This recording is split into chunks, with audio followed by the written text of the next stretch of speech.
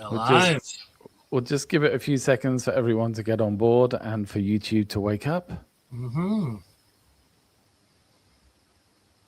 Shall I go? Shall I introduce?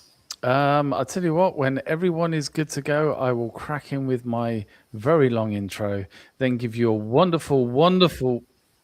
Oh, bear with me. Sorry, the audio from the YouTube, because I need to try and keep an eye on the old chat, has just kicked in. So I've just heard myself reflected back to me at a rate of knots. Bear with me 2 seconds, caller. Come on, what's going on with you? God, this is being a bit of a pain. There we go. That's it. Okay, we're all good. Right, guys, you ready? Yeah, ready to go. And remember to breathe, Adam. And a 3, 2. Hello, ladies and gentlemen and citizens of the universe. And welcome to the Fluffenhammer. And welcome to the Fluffenbusters. My name is Adam White. I hope you're all doing well. I guess I better start off by explaining the elephant in the room, or rather, in this case, the baked bean-shaped head on your screen. Hello. Not only will you see the faces of myself and my lovely guests, but this entire recording in itself is part of a live stream. There'll be chat, live interactions, and of course the chaos that naturally ensues with such shows. If we don't have technical problems, it will be a miracle of matrix proportions. Now, the reason for this? Well, part of the Fluffenbusters plan is to showcase other creators, their passion for certain films, and give a little hint as well of the community that they're part of. And this one is an absolute doozy. You see, in the last few years, Hollywood has been struggling with franchises. As my guests will know, some remakes barely recognize the original characters, even kill off popular ones early, expecting you to root for some brand new plastic cast that you don't even know. Other films are played with expectations. Maybe they subvert them too much, creating stuff unrecognizable to fans. Or maybe they even go the other way, pandering to fans with endless nostalgia bait that doesn't really mean anything. And of course, the irony of all of this is that, and I hate to say it, folks, but many of the original 70s and 80s films that these franchises were based on, they were just as chaotic themselves. People made terrible choices. They screwed up. And yet somehow those mistakes, those errors, those faults have become the very nostalgia that fans so vigorously defend. And guess what, folks? It's not just the fans that do this. The very companies that screwed over their own clients, well, they now mercilessly exploit those same projects for financial gain. So what is the film this time? Well, it's a film, you'll be pleased to know, where the studio didn't actually screw it up for the owner of the IP. Oh no, the owner of the IP screwed it up for the owner of the IP. And they did it themselves purely for cold, hard cash. Like no other reason, cold, hard cash. They wanted to clear off a line of old toys off the toy shelves and market a fresh new line. And what better way to do this than to portray those characters on the big screen in front of their young fans in the most glorious experience they'll ever see, and then brutally murder them. I mean, what could possibly go wrong? The thing is, though, that brutalness, that coldness, is actually something that has made the film a little more unique than the toy advert that it was going to be. Pardon me. And of course, the film I'm talking about is 1986's The Transformers, the movie. And joining me are two very special guests. Two guests who actually sum up a lot of the more, and I hate to say it, but more veteran fans in the UK. And people that have insight in both the film, the fandom, and the community. And the first is a reviewer and a vlogger who shares many aspects of both his collecting, but also the rewards, challenges of daily life with the community. It is John, aka TFKnowlesy. How are you doing, sir? Hello, I'm very well, thanks. Yeah, looking forward to this watch along, and yeah, I'm doing all good. Good stuff. It is lovely to see your beautiful face. Who says I'm not supportive on these things? And our other main guest is the host of this here live stream, so we all have to be on our best behavior. He is the gent responsible for advising many a Transformer attendee on their first ever UK convention and surviving the experience. He is also the proud owner of a pink Zarek, though I might need to fact check that last bit. However, he is far too humble to ever correct me on it. It is the mighty Soundwave SG1, aka Tony. How are you doing, sir? I'm very good, yes. Now, if they did a variant in a pink of a Black Zarek, I will probably own it at some stage. Oh, fantastic. Well, maybe one day you'll own a Zarek. I mean, that would be nice. Well, anyway, before I start pestering you two gents though with questions, I do need to set some expectations because we technically have two audiences watching here. So first, for those watching Tony's stream, we're going to be watching the 86 movie. But of course, we can't show it on YouTube. I don't want to give Tony a copyright strike. No. So I have a Flickerbook version on screen ready to go so that we'll just flick through the film so you can see where we are. There's also a timestamp there. Now we're going to start playing the film and I'll let you guys know so you can queue up. It's just after the Marvel logo, the Sunbow and the Marvel logo. So as soon as Unicron appears, basically, the start of that sequence. Now, also, I'll be going through chat as comments come up.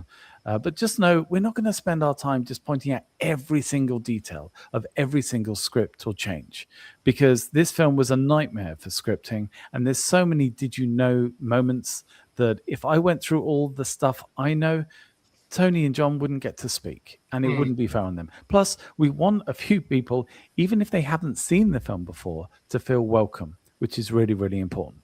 As somebody on the People Going to TF Nation fan group said when I posted about this, Mr. Charles Greaves, he says, I've spent so many hours pointing out weird things in the continuity here.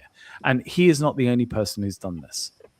Now, the final version of this recording will go up on our Fluffenbusters YouTube page. So could you do us a favor and subscribe to that?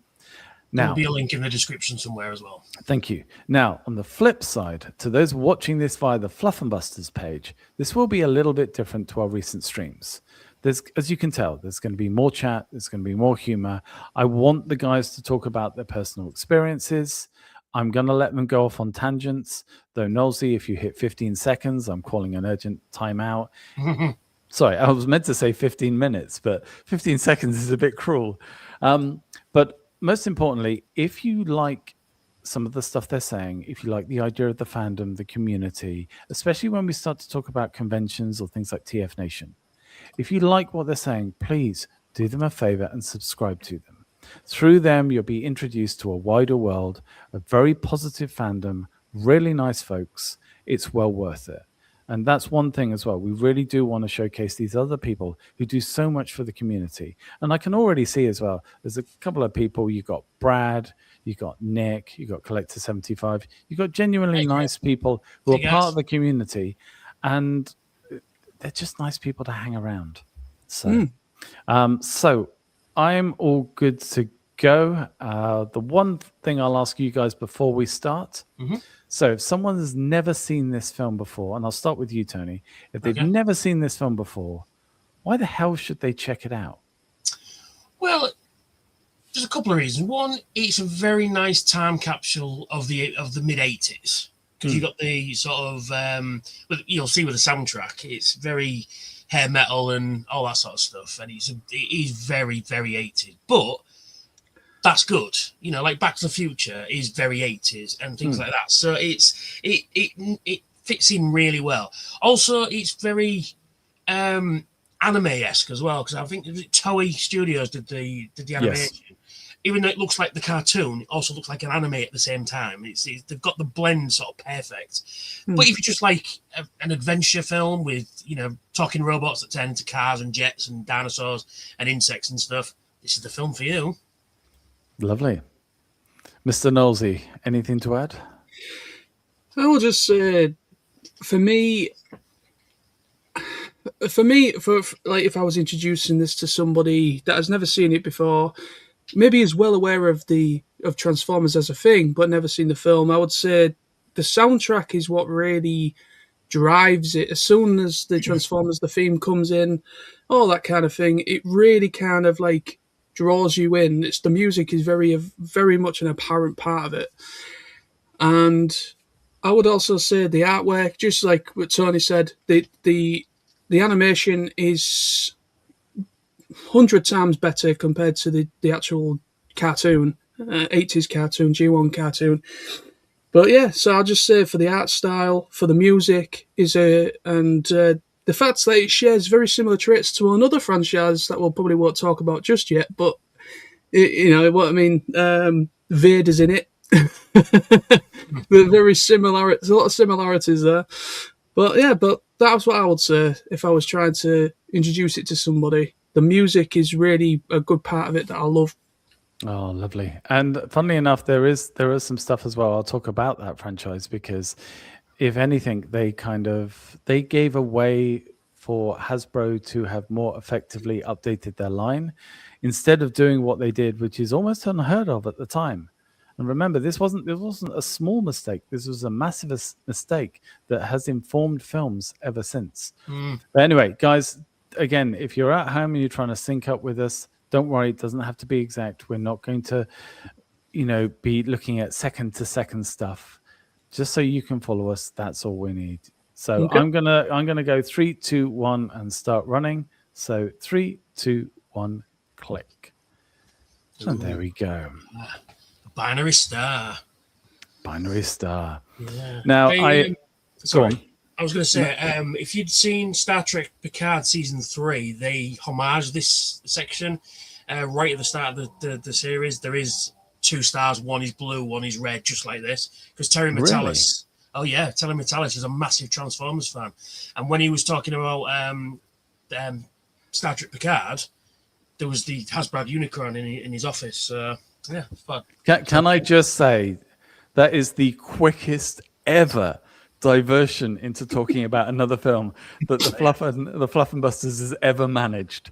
0.36 seconds. Well done. I will say though, one of the more challenging elements of this, I think, for the producers when they were making this film, is that one of the company that was due to release this was actually sold by its parent company in the year of its release. So this was essentially it's called a company called Embassy Pictures, and it was owned by all people Coca-Cola. Yeah, that's right. Yeah, and Coca-Cola then sold this to De Laurentiis, which is why you have the whole De Laurentiis legacy of influence, good or bad, with the Transformer movies. So even things back then, it does, unfortunately, that plays into what you see today. I mean, the opening sequence is just terrifying. A giant planet destroys a planet, and it's like, right, that's your movie. Wait, what? This bit I love, sorry. When the bridge collapsed, you can see the gravity pulling it down, and then Unicron's tractor beams pulling it back up. It's such a cool little shot, and it's easily missed. Oh, yeah. And yeah, you're right, though, because, like, Knowlesy... Sorry, I'm sorry, I'm going to have to jump in again. Go on. You'll see the cogs go around at the minute in the foreground. Yep. You see the ship go through. If you look carefully, you can see the cityscape at Fist of the North Star as the cogs are turning around. Oh, yes.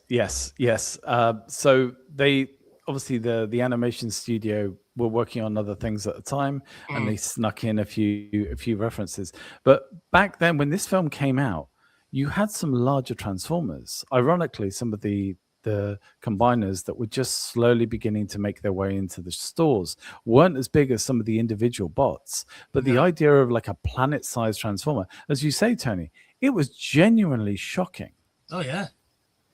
Which... I mean, it really did throw people off as well, because they expected something, like a danger from within, a danger from the factions that you know about. But instead, the studio came out with an idea to give you something completely different. And obviously, on the scale side, it was massive. Well, it was to show you how big a threat Unicron is. It's not just, you've got to set your bad guy up, and that's a pretty good way of doing it. And then we've got the Superman 2 sort of intro there with Leonard Nimoy and Robert Stack. And one of the telling things about this, and this is for people who've never seen the movie before, if you think about it, normally in a film, if you're going to put the cast up, you put the cast up. You don't always say who they're playing. The reason they put this up is because unless you were in The UK, I think obviously America had the adaptation at the time of release, but most fans didn't have a clue who these people were that were appearing on the screen.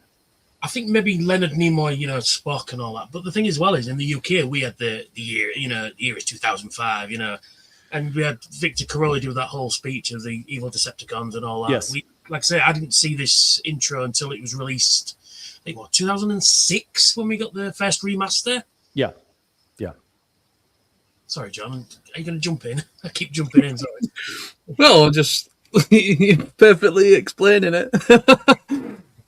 Don't worry, guys. As well, once or twice, I expect there's going to be a lot of like jumping around and probably as well speaking over each other. Again, this is a live recording, so it's not going to be an all neat and tidy. Plus, as well, you guys have. I mean, when did you first see this film?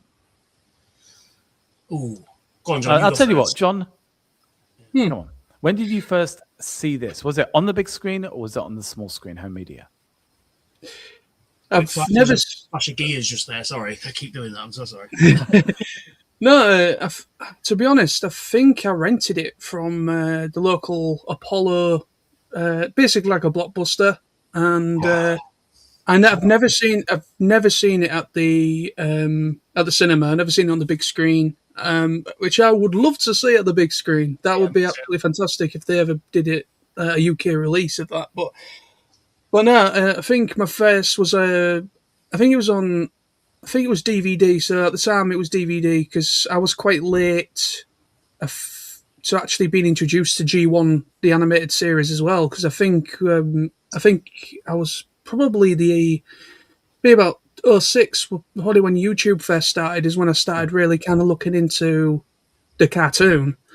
G1, the series, and then and obviously I was a fan of Beast Wars, of course, which was before that. So that was like my first like precursor into the franchise from a young age. So a lot of like G1 stuff came later to me. So checking out the movie, I think would have been probably 06, probably when like what Tony said, probably around about the time when the first remaster came out.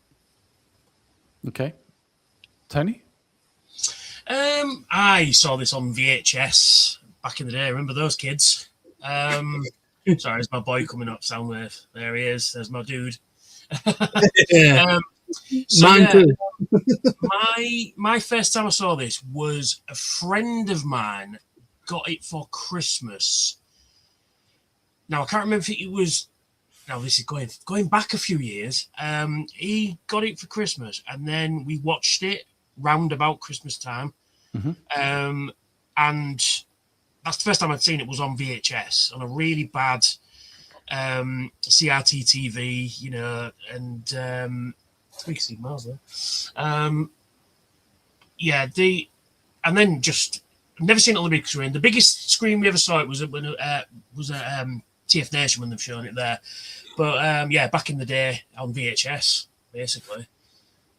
Now, this is the bit where the first time we see actual males.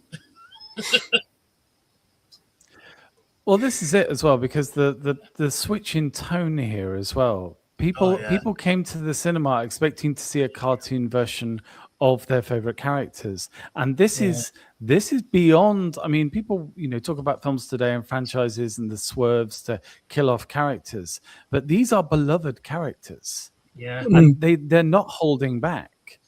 But the thing is, I will say at this point as well, I saw this at the cinema. I was the only person in the cinema. I saw it in January of 1987 in Christchurch. And because I was the only person in the cinema, the projectionist actually came out the projection booth, walked down to the front and said, "Do you really want to see this?"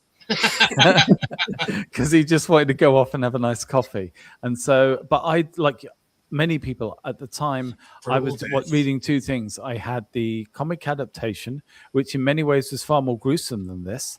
And also as well, I was reading the comic, which, by the way, at the time was managing about 104,000 copies sold in the UK every single week. Wow. And we were reading Target 2006, which is arguably one of the best stories ever written, and actually ties into this film later. Yeah, it does. Yeah. My goodness, we're zooming through this film, and it's like Yeah, I think I'm going to get about 2% of my notes actually spoken about. But we're Well, it is a already as great well at film, Hot Rod, mate. which is Sorry, go on. go on. I was going to say it's a breakneck film. You Yeah. get the sort of opening sequence, the sort of, the usual cartoon will get the Autobots, ha ha ha, and then you get the brutal deaths on this shuttle, and then it just doesn't stop from there. Yeah. And poor old Hot Rod here as well is, I mean, Hot Rod has a bit of a thankless task because he is Hasbro's idea of the hero. He's a toy that's designed off the back of an old Transformer. He's basically just a plastic version of Sideswipe. Yeah. And he has a lot of great qualities. He has a great, good voice acting as well, set up nicely. The problem is that he is not a prime. And Hasbro didn't even realize this at the time. I think that the problem with Hasbro at the time was they didn't realize that, people love these characters. They didn't realize what they had. Killing people off to bring in new toys was one thing. But to start your movie off with recognizable characters, and then suddenly you've got people you've never seen before, and then they carry the rest of the film. And don't get me wrong, they do a good job. So by the end of the film, great. we do like them. But then they realize, I'll mention it when it comes up. But the thing is, when they even changed the G.I. Joe movie because of this. Yes, yeah. Yeah, and it's well, it also as well a nice irony of all of this is that two of the biggest crowd pleasing songs, actually, when they're first played, they end in disaster and bad things.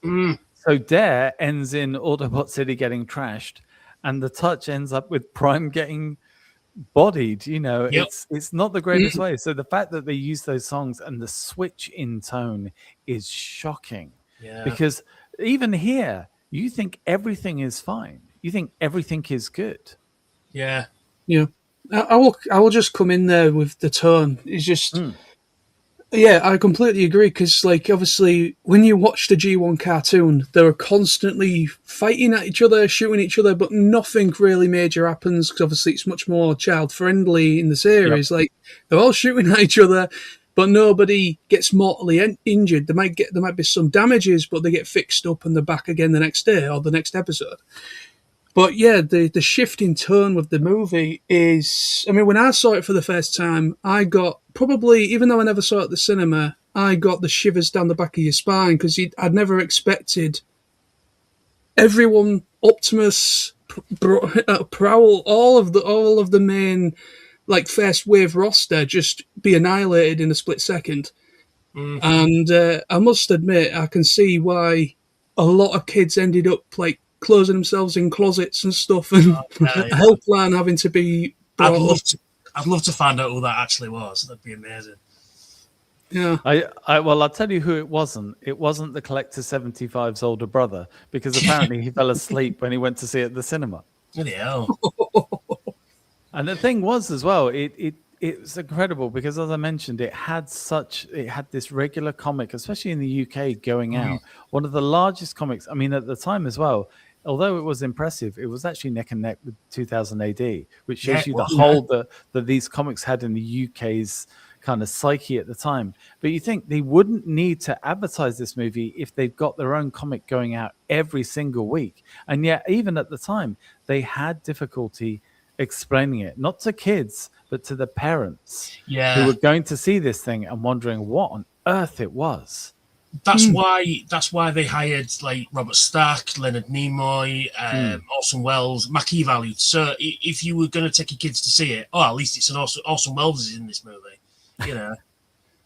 We should probably say at this point who Orson Welles is, because people won't realize. So the easiest way, and please, fans of film, I know you're going to absolutely steam at this, but for brand new people who don't know, think of him as a bit of a Tarantino of his time. He took the established rules of the media when he got into films, and he changed it. He mixed it up. He did some audio stuff, and created a mass panic across America because he had them fooled that the Martians were invading. He was involved in he created a film. I mean, he did the Third Man. Citizen Kane is his most famous. How do you even? Citizen Kane has every film trick that you've seen a million times nowadays. He was doing it back in the black and white days. Just he was an absolute visionary. Go on. So, you can actually watch the entirety of Citizen Kane using nothing but Simpsons clips. Seriously, yeah, because they've lampooned it and spoofed it so many times. You can watch the whole film just using Simpsons clips. I'm not going to find a graphic for that. No, I'll take it as. I know. I just want to say, obviously, I kind of alluded to this at the beginning, a little bit of like another franchise that this kind of mirrors.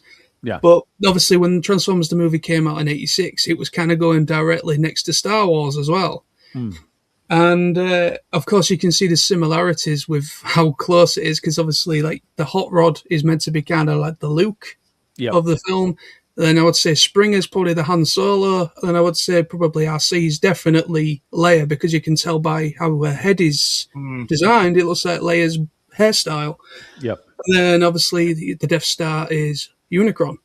So it's kind of like even though it's kind of like they're trying to kind of emulate, sell toys to both, I think as well. I think they tried to kind of like bring it to the Star Wars fans' continuity, as well as kind of like try and piggyback on the Star Wars thing as well, because that was incredibly popular back when it first released. I think the trick they missed, though, Star Wars really nailed it. So for those wondering as well, the reason why Hasbro maybe didn't manage to do this as smoothly as they expected is because up until Star Wars, movie merchandising and movie toy lines was simply not a thing. Famously, Lucas got the merchandising for peanuts because nobody thought there'd be any money to make. The thing is with Star Wars, though, they had a film that provided a natural end point to stuff being on the shelves. Now, for Transformer fans, you know that if you went and saw the first live-action Transformer movie and then the second one came out, well, the line would change. Now, they wouldn't kill off the characters just to put that line out. It was just a new movie. And unfortunately, Hasbro didn't realize this. They thought they had to almost show the fans that everyone was dead before they could then show them the new stuff, which it sounds like something only an executive would come up with. I believe, I don't know how true this is, but I've heard kind of Harrison Ford, because obviously Harrison Ford was he was only brought in for Star Wars, of course. He was basically to help like cast everybody else. Yes. I believe he was in the room reading the script and then helped kind of cast the characters for the main cast. And then he ended up getting Han Solo because of his attitude. Yep. Because I believe he was a carpenter working on the set, wasn't he? Walken was up for Han Solo, wasn't he, at one stage? That'd have been weird. Yeah. There's a lot of people that were in the hat for that. I mean, the thing is as well, I'm sure there were a whole host of different actors and voice actors that were being asked around for this. Oh yeah, absolutely. Love this sequence. It's devastating.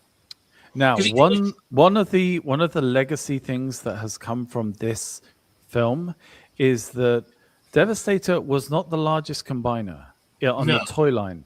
He was the first that we saw, but he wasn't like the most efficient. I mean, I would say that the Scramble City bots were better. And for those not knowing, it's a different combiner team. That's all you need to know. However, the single image of Devastator coming through and destroying in this movie has instantly left Devastator as the combiner to fear. And I'd argue he is the scariest looking thing in this movie. Well, the thing is because obviously when you see Devastator transform and it's the music changes and it gets that sinister kind of thing, and then you see him transform very slowly, and then he's like prepare for extermination and all that. Then when you see Unicron transform at the end, you think, holy shit, if this guy's bad, you know what I mean? Yeah, I love this sequence with the Dinobots jump out there. Missing Snarl, but there you go. Yeah, poor old Snarl. Somebody literally forgot or misplaced the animation design for him, and that was the reason why he wasn't in the film. Well, you And just show up in a couple of scenes there.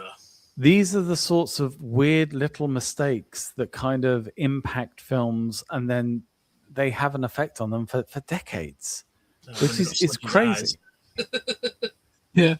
It says so much as well that I think there's been, was it one official release and about 300,000 unofficial releases of kits that give him those boggling eyes. And you just think, how has it gotten so far? By the way, a quick shout out. Hi, Quintin, 5075 Rom. Hello. Hello.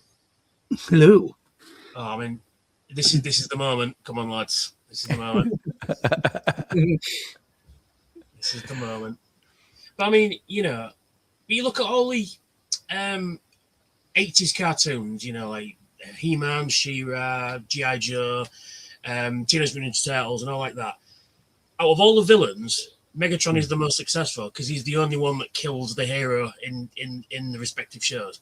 Yeah, absolutely. Yeah, wow. Yep. Yeah, that's a really good point. Yeah, because Skeletor doesn't kill He-Man and all the rest of it. Yeah, Megatron is the most successful.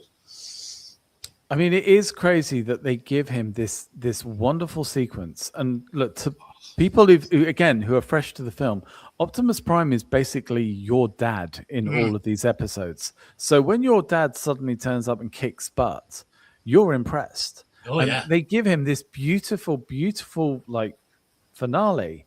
And then they rip people's hearts out. And it's the last thing you expect. Because, yeah, you know, as you guys say as well, they fight each other all the time. They fire lots of little pretty lasers at each other. And then Megatron goes, you know, Decepticons retreat. And that's it. It moves on.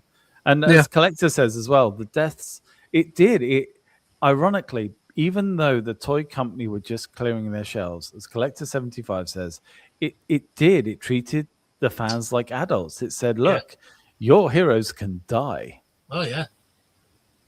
Which is shocking.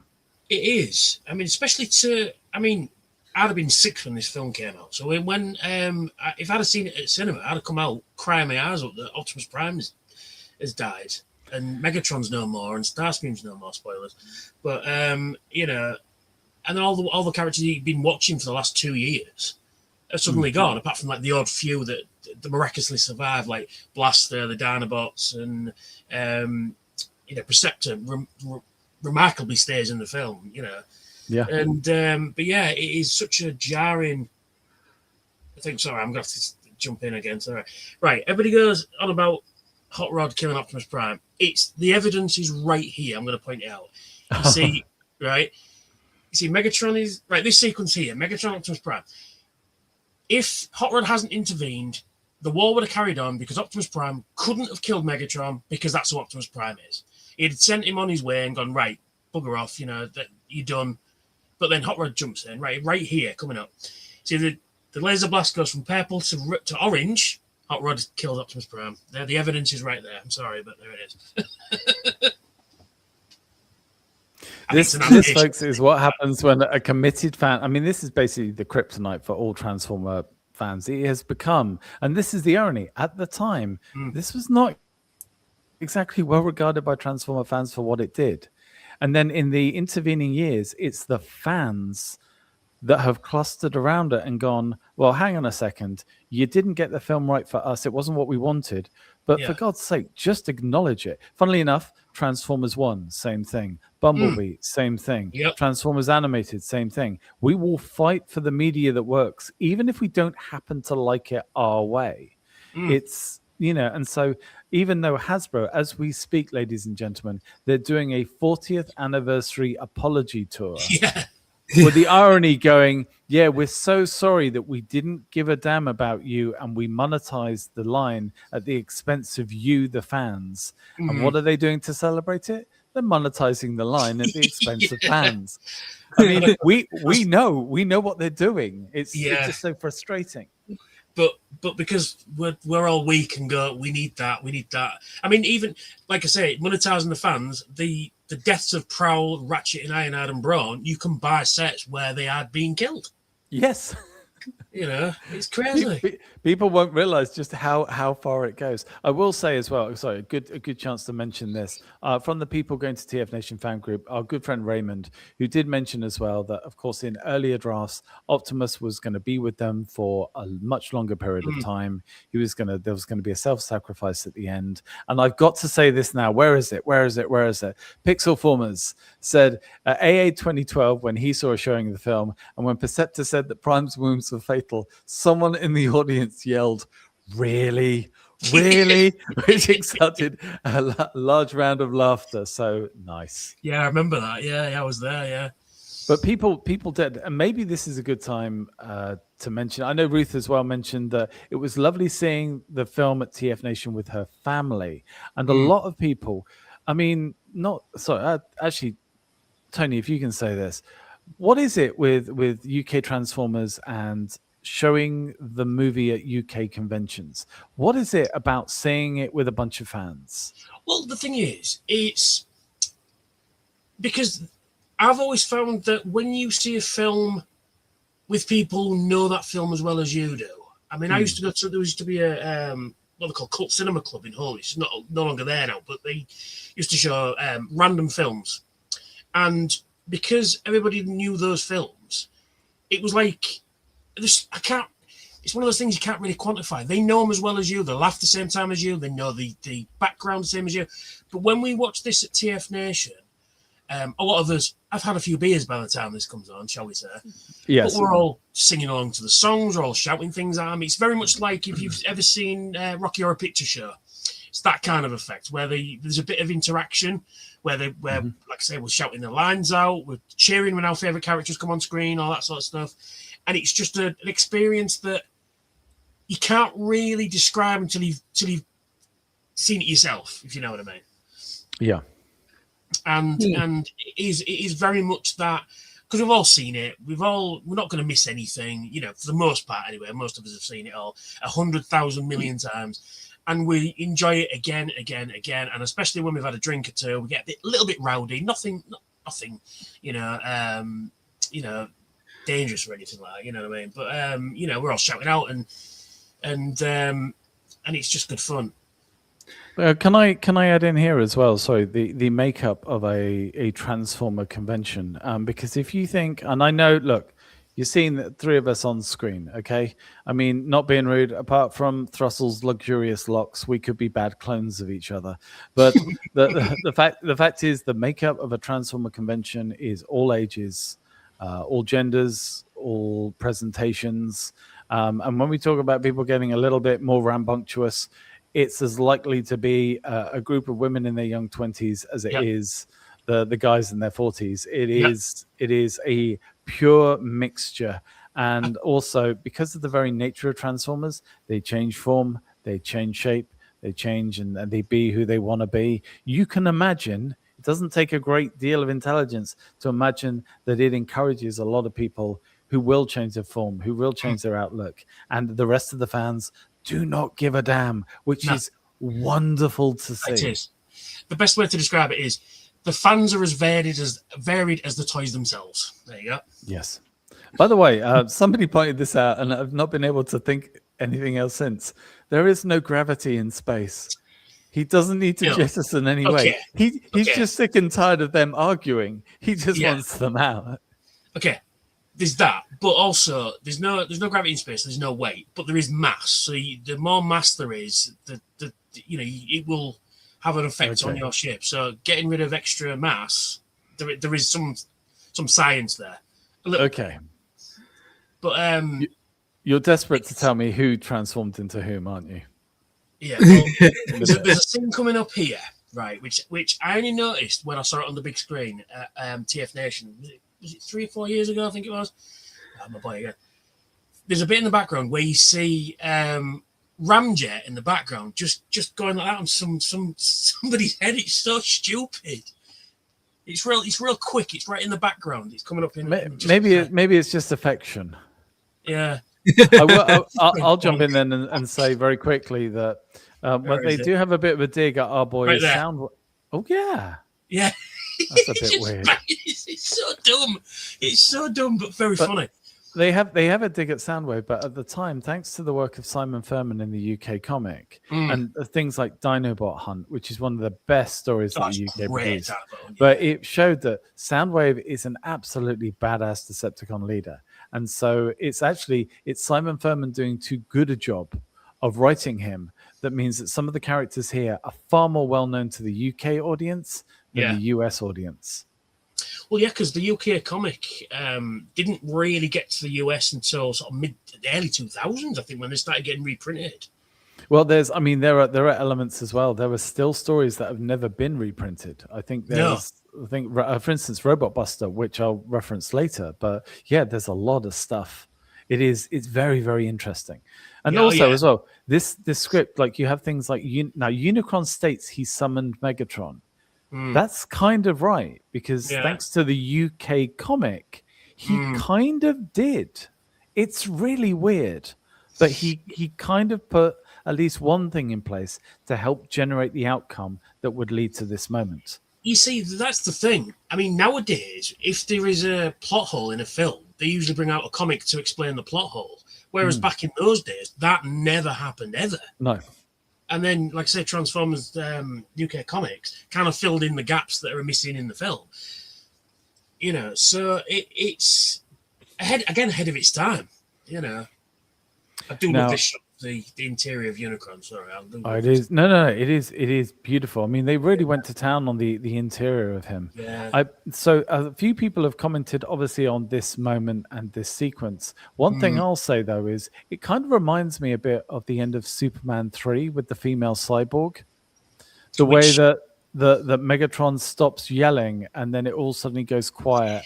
And then he becomes rounded off. As a kid, that used to absolutely freak me out. When she gets assimilated, it's crazy. But I think Colin as well on TFUK mentioned that he wished that Galvatron had stayed as Megatron, but he liked the way that the blocky bots, the G1 design for all the characters was overlaid with this smooth design. And the thing is as well, I think with Megatron, it's kind of proven the same in both live action, the comic, and the cartoon, where, yes, he becomes Galvatron, but he's just Megatron with a coat of stuff on him. You know, it's like he reverts to type. And even the voice actors, you know, famously, they cast someone else for Galvatron, and then guess what happens? Well, the famous casting is too expensive, so they get the Megatron voice actor back. Yeah. And it's like, come on, guys. Which, just a little segue again, is so Frank Welker does the voice of Megatron, obviously. Yep. He does the voice of Galvatron in the season 3 and 4. Yeah. And then Leonard Nimoy got the voice of Galvatron, does the voice of Spock, but Frank Welker provides the screams for Spock in Star Trek 3, The Search for Spock. There's nothing I can say to that. You know, when they go to the Genesis planet, you hear somebody scream, that's Frank Welker. By the way, if my long-suffering co-host Big D is listening, see, there's someone that can rival you. It's not just you going off and using any excuse to talk about Highlander. I knew it was going to happen with Star Trek on this one. Oh yeah. But they did borrow a lot of Star Trek stuff, because in the promo, which is on various copies of the DVD Blu-ray, some of the music they used for the promo is from Star Trek 3, so because that came out 1984. So there's a lot of media at the time as well. They used to reuse a lot of tracks, temp tracks. I mean, there are famous like trailer music which has been shared between 3 or 4 movies. So I was just going to say, they used a lot. They used Aliens quite a lot. They used Lethal Weapon as well for trailer music as well. Yeah. Love this scene. Now, to non-fans, let me just explain how much focus there is on this. This crown has shown up numerous times on numerous models. It could be a completely different continuity. The same damn crown turns up. The cape, there are capes available. There are all sorts. Yeah, well, the Studio series, comes with the cape, the crown, everything. Now, I want to point something out here, because I don't think people have noticed this before, which is that Megatron always had Starscream around, his lackey. And Starscream would snipe at him, and Megatron would never kill him, right? Yeah. He always kept him around. As soon as Megatron became the patsy for somebody else, the first thing he does is kill Starscream, because He doesn't need another person underneath him like it. He's the patsy. He's the Starscream, which makes it really sad because I don't think in this moment he realizes just how much enthralled he is. And then the moment he goes up and stands where Starscream is, he's then made to feel worthless and weak, just like Starscream. It's a really odd relationship. But I mean, I've had this conversation with people before. It's like, well, if Starscream's so devious and wants to overthrow him in that, and then, why does Megatron keep him around? I said, well, it's that old adage, keep your friends close and your enemies closer. Because if Starscream was just a lower ranking, just a grunt, and he's plotting against Megatron, Megatron would never know, and then he would overthrow him. But because he knows he's going to be overthrown at some stage, or try to, he can keep him on a short leash, so he's know what his plans are, always on top of him. But then I always like the cartoon when Megatron come up with a wacky plan, and Starscream would just go, just give him absolute sarcasm. It was great. Yeah, absolutely. The word irony comes to mind. Yes, there's a lot of that in this as well. The more they try and escape either their past or the roles that they've given themselves, the more they suffer. And Unicron as well he's tearing through stuff. And again, we think as an audience, especially at the time, you think, well, okay, they've gotten rid of Prime. That's bad enough. Just give us Jazz. Just give us Curve Jumper. You can't just give us another death. And 35 minutes in, we're about to start with more deaths. And it's almost at this point, they're just trying to get the deaths out of the way as quickly as possible. You can just count the dollar signs, can't you? He's just like, who else can we replace now? I am surprised, actually, if they could have done a G1 style movie with maybe greater challenges. And then if they'd done this would have been a great Empire Strikes Back. Yeah. But at the time, I don't think they'd even realized, even though the Seekers were repaints, the whole G1 line was essentially a repaint. They could have done so many repaints and just said, this is the movie 1 version of Prime. This is the movie, with a couple of new decals. It's crazy. Sorry, Tony. I mean, I have this argument with fans all the time. It's like, oh, not another repaint. I went, yeah, but Transformers has always been repaints. Right from the first wave in 84, it's all repaints. It's true. Oh, here we go. We're going to get the famous swear.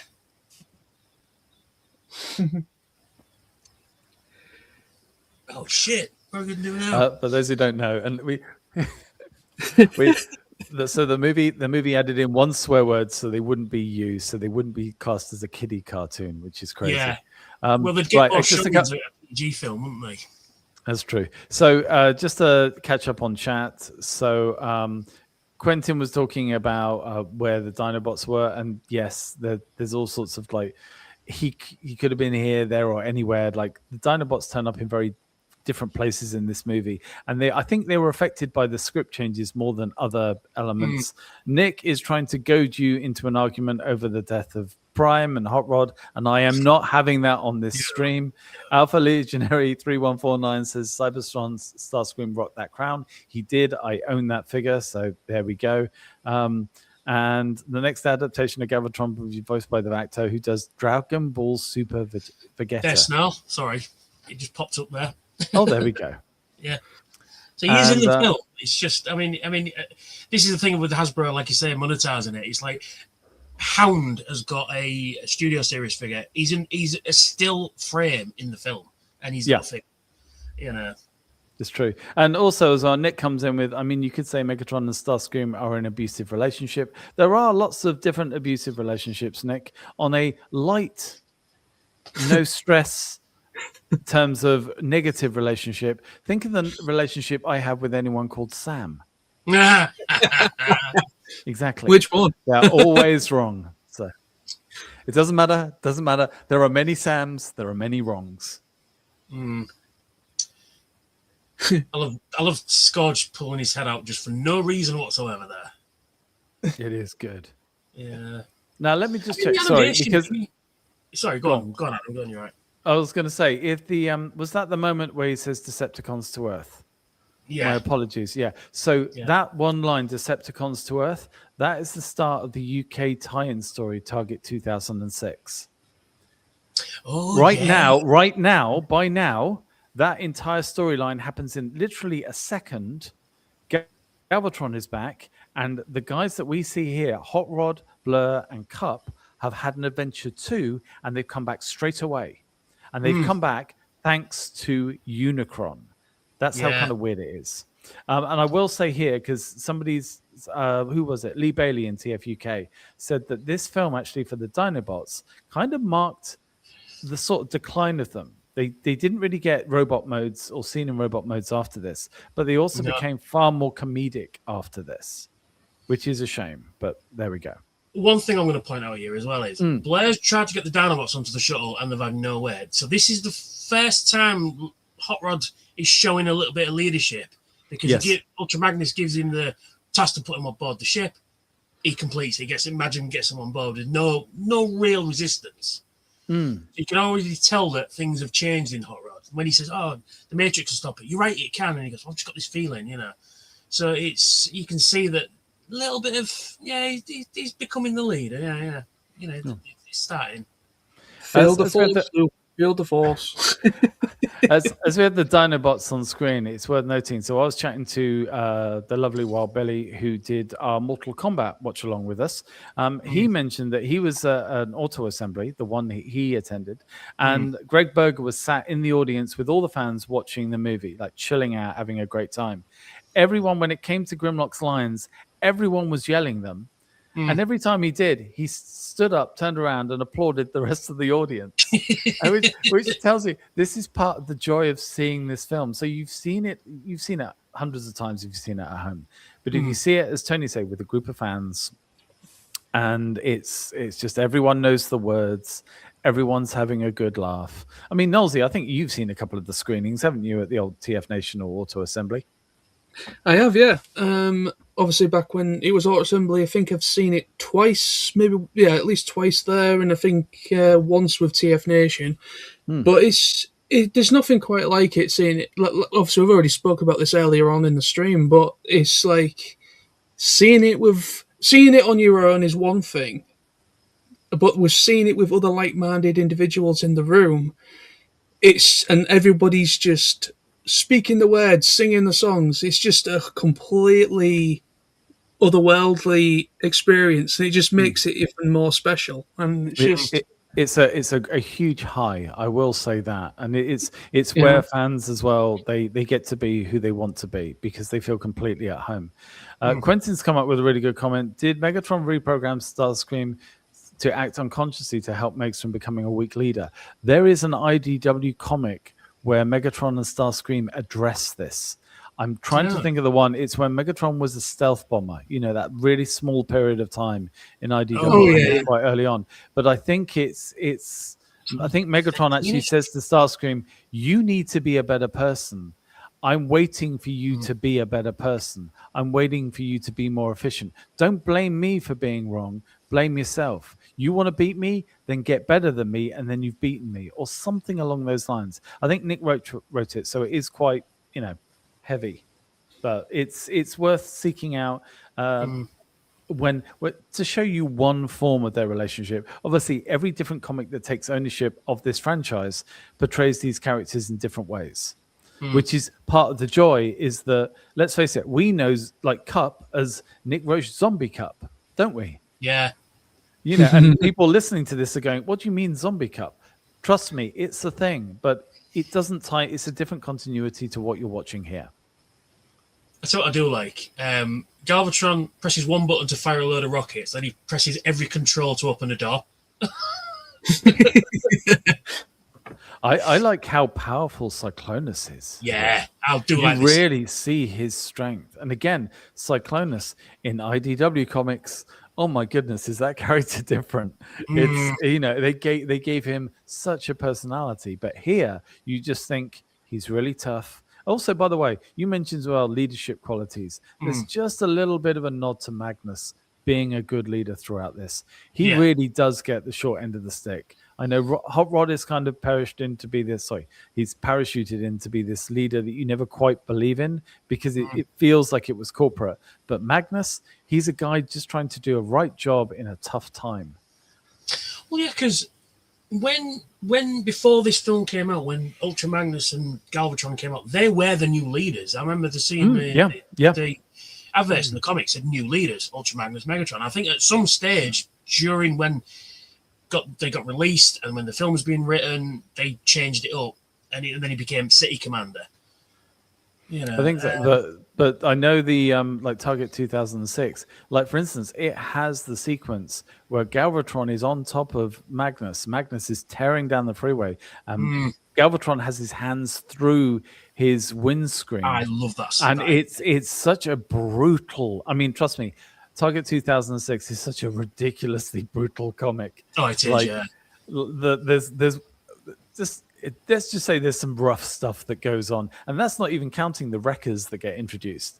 But there's so much of this sort of rough stuff, so we get used to it. We do respect. I think, especially with the UK, we respect a lot of the Ultra Magnus character because he was always portrayed to us in such a fun way, and he genuinely didn't want to fight a lot of the time. Yeah, because in the US comic, he's not in it that much, is he? If I remember rightly. Yeah. No, he's not. He's one of those that benefits. He benefited from the UK. I just want to point something out there. That explosion of the Autobot ship is very much like the explosion in Alien. So I'm guessing they've taken sort of every sci-fi trope and movie and gone. We'll reference that. Yeah, no, that's right. Yeah, I didn't even think of that. We might as well get it out of the way now. What's the connection between Aliens and this film, apart from the fact they were released in the same year? Well, there's that. In the medical bay in Aliens, Here we there's go. kind of medical equipment hanging from the ceiling, and there's 3 or 4 G1 shockwaves hanging down to be medical equipment. There we go. We'll get it out of the way because it was worth it. Yeah.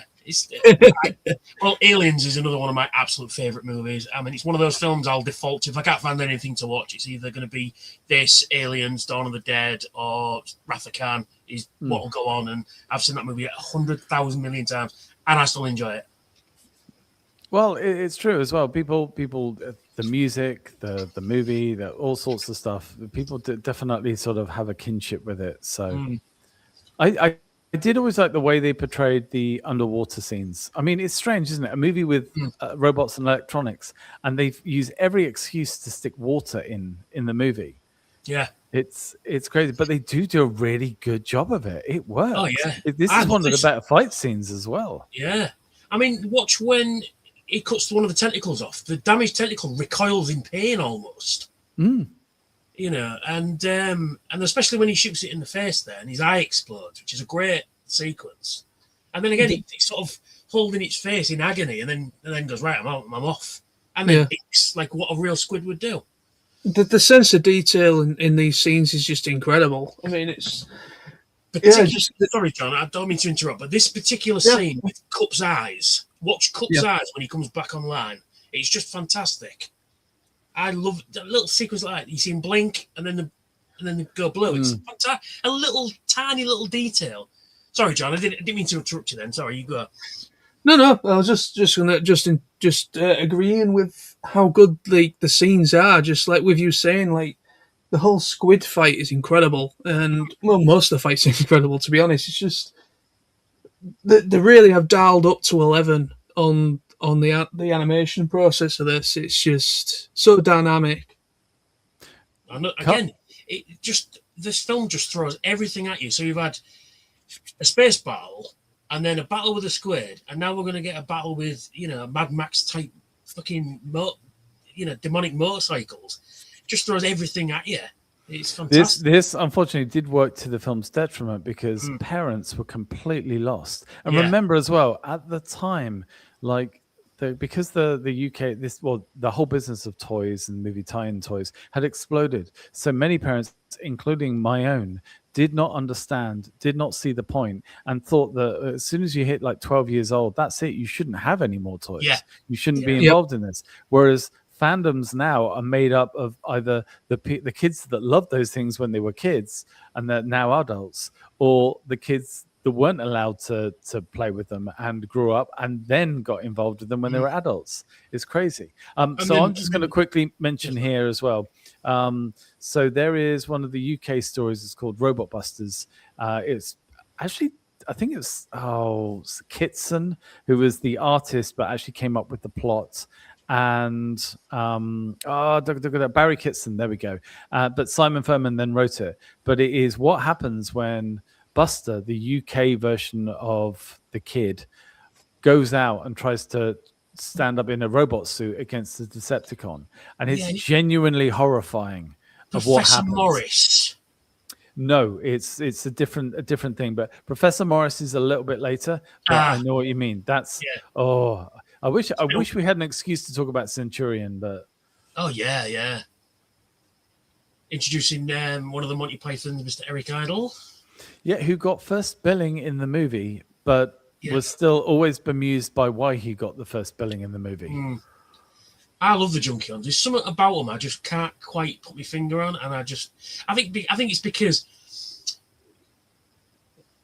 us fans are like the Junkions, because we're always talking about pop culture and TV shows and movies and things like that, and I think that's kind of why I like them, because they're just us, but just but obviously a bit more violent than us, but they are us essentially. They're talking about,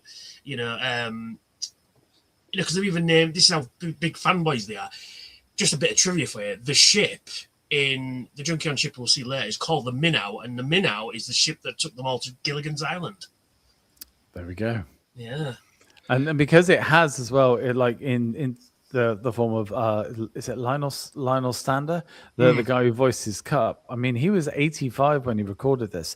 He was in a TV show called Heart to Heart. Most of you would not have a clue what that show was, and yet Cup. By the way, Cup is the fourth most seen character in this movie. Yeah, and he's only behind Unicron because Unicron is essentially the background for the finale. Hot Rod and Rodimus because they double dip. Megatron and Galvatron because they double dip, and then it's Cup. Cup really does carry a lot of this film. He is, yeah. I mean, he's very much like John said about the Star Wars thing. He's very much Obi-Wan Kenobi in this movie. Like he's talking to guys, and he's talking to Hot Rod about being an Autobot and stuff like that, and then getting into trouble. It does really heavily use a lot of nuances from Star Wars and a lot of stuff that came out during the 80s decade as well. But I will just say one thing real quickly about what I did love about Transformers Animated, of course, keeping it relevant to Transformers. But with the whole Junkion thing, what I do love about what they did with the movie, of course, Weird Al did Dare to Be Stupid, which was played during that scene of the Junkions attacking them. And then in Transformers Animated, they got Weird Al to voice Wreck-Gar. Yeah. And when he's throwing things out of his out of the rubbish thing, one of the things he throws is a G1 Wreck-Gar, which is hilarious. There you go. I love the Quintessons. It's like if you obviously watch the series, it's like you cross a Ferengi with a Dalek, you get a Quintesson. Because they're on about selling weapons and stuff like that in the TV show, but they look and want to kill everything like a Dalek, and that's what you get. It gives you a different aesthetic as well. Yeah. So it's not just robots.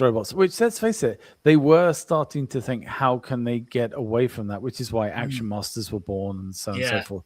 Very quickly from the chat, Raymond obviously beat us to it by using the universal greeting. Well done, Raymond. I knew you'd do it. Good man. And Quentin says, well, after waiting 40 years for toys that look and move like they were depicted in the movie and cartoons, it gives me a new appreciation for the movie. And it's true, actually, because Rodimus, Hot Rod, and Rodimus Prime, that design is still causing a lot of challenges for a lot of people even today. They're still trying to figure it out. And you know what? I don't know if they'll ever quite get it right. Well, we've even got a toy of Kranix now, which is hilarious. But just to go back to just when they were looking in the prison, the dead robots, those are actually Gundams, but slightly miscolored. Yeah, it's like their way of adding in little. It's like the guys at the beginning, who obviously this is a member of their species. There was initially the idea to make them sort of rock based, but of course the superior toy line at the time, Rock Lords.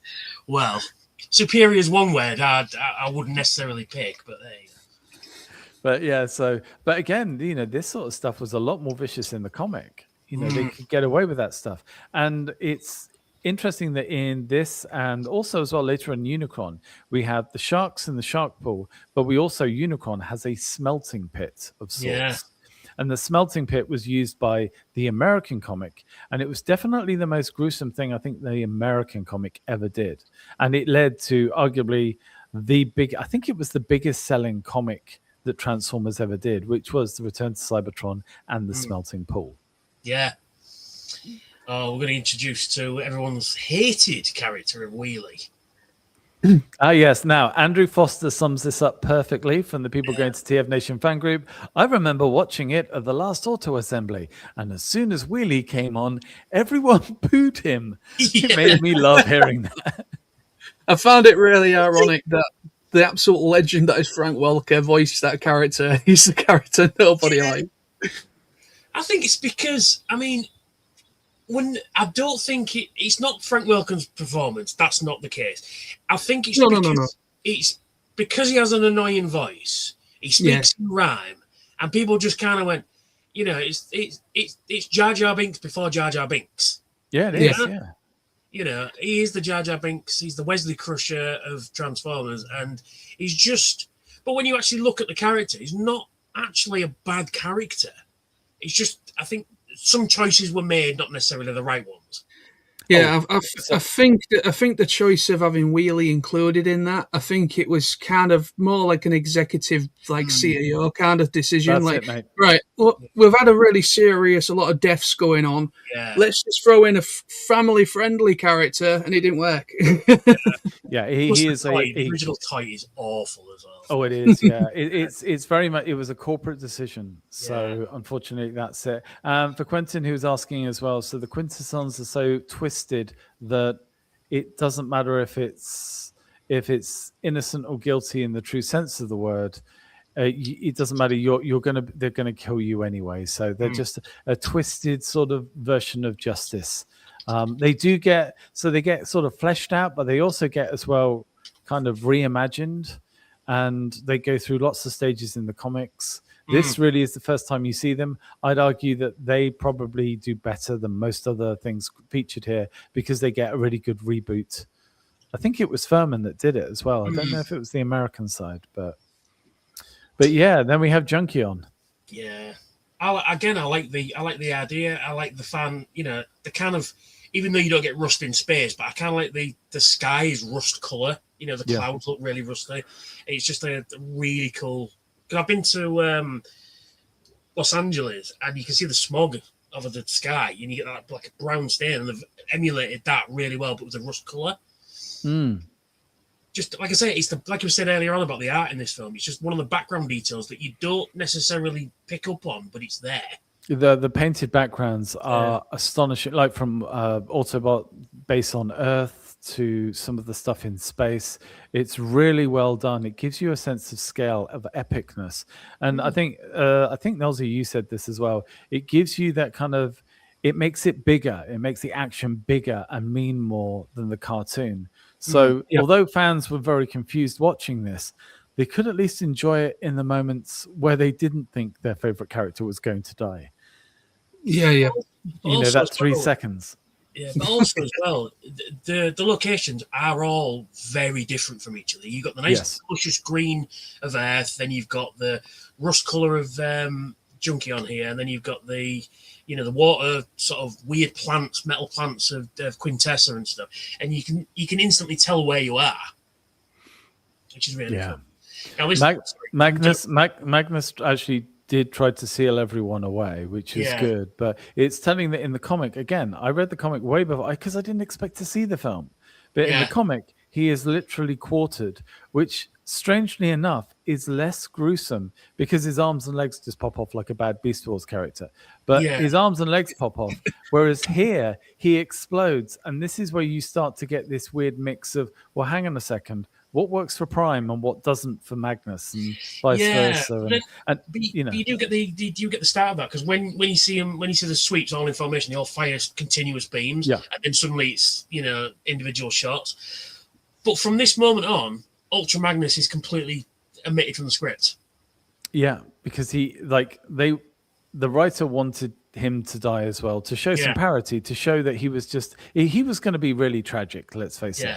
But they said, no, we need it because we need his figure around. So the writer went, well, screw you, because the writer fought to keep Prime in and they didn't listen. So it's like, well, if you're going to make me keep a character I don't want, I'm just not going to do anything with him. And of course, then Simon Furman is there in the UK going, don't worry, I've already given him more character in Target 2006 than he'll get in this. You're good with me, buddy. Good old Simon. Yeah. I like this sequence where they start driving around and creates a whirlpool. Yeah. Cool. I mean, people say, well, I mean, you could never drive a car through water like that. But these aren't cars. They look like cars, but they are not cars.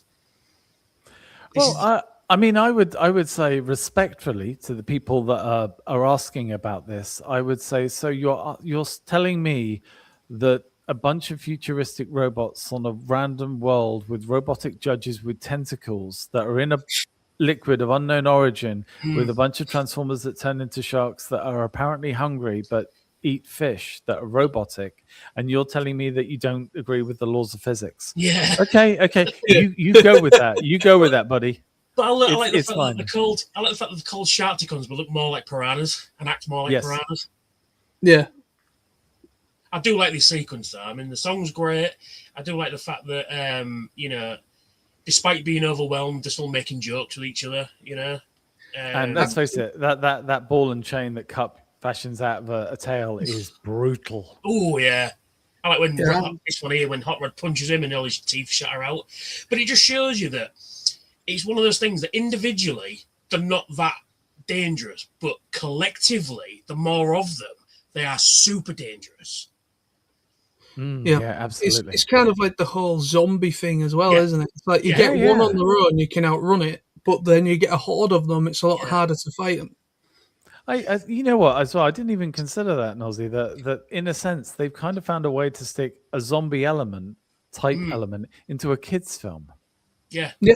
It is pretty much that kind of idea, isn't it? But you can also look at, like, if you've ever seen Stargate SG-1, the replicators act very similarly as well. One individual one is, dangerous but not lethal, but you get a whole ship full and they are, dangerous.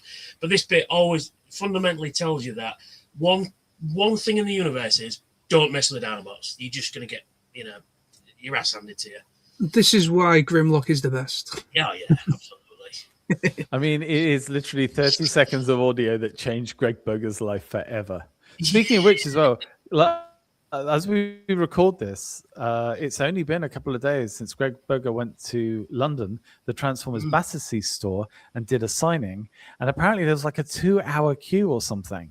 And everyone was really positive, and they helped everyone out, and nobody was grumbling, and everyone was cool, and it was very, very positive. And again, I love the guys at the store. Big shout out to them.